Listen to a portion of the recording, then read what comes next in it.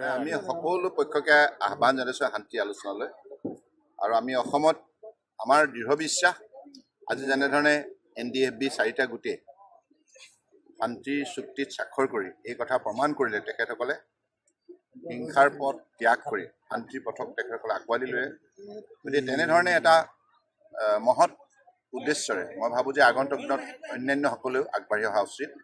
আমি আলফা স্বাধীনকো পৰেশ বৰুৱা ডাঙৰীয়াকো আহ্বান জনাইছোঁ, কাৰণ আমি সকলোৱে মিলি অসমখন ভাৰতবৰ্ষৰ বুকুত শ্ৰেষ্ঠ ৰাজ্য হিচাপে আমি প্ৰতিষ্ঠা কৰিব লাগিব। উত্তৰ অসমীয়া সমাজখনে যদি একেলগে কঠোৰ পৰিশ্ৰম কৰোঁ, আমি নিশ্চিতভাৱে বিশ্ব শ্ৰেষ্ঠ সমাজ হিচাপে নিজক প্ৰতিষ্ঠা কৰিব পাৰিম।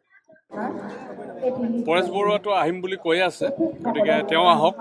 আৰু আজি বড়ো চুক্তি যেনেকৈ সকলো NDFBক এক হৈ NDFBৰ লগতে গোটেই বড়ো জনগোষ্ঠী ঐক্যবদ্ধ হৈ তেওঁলোকে বড়ো চুক্তি কৰিলে।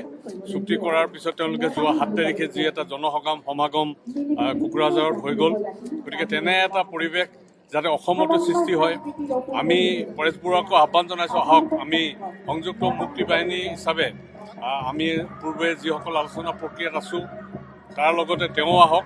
একেলগতে আমি আমাৰ দাবী লৈ পেলাই ভাৰত চৰকাৰৰ লগত আলোচনা কৰোঁ আৰু আমি অসমতো এনে এটা পৰিৱেশ ঐক্যবদ্ধভাৱে যাতে গঢ়ি তুলিব পাৰোঁ, তাৰ বাবে আমি বিশেষকৈ অসমৰ যিসকল জাতীয় সংগঠন আছে, অসম ছাত্ৰ সন্থা সাহিত্য সভা, যুৱ ছাত্ৰ পৰিষদকে আদি কৰি যিমানবিলাক জাতীয় সংগঠন আৰু জনগোষ্ঠীয় সংগঠন আছে তেওঁলোককো আহ্বান জনাইছোঁ, তেওঁলোকেও উদ্যোগ গ্ৰহণ কৰক।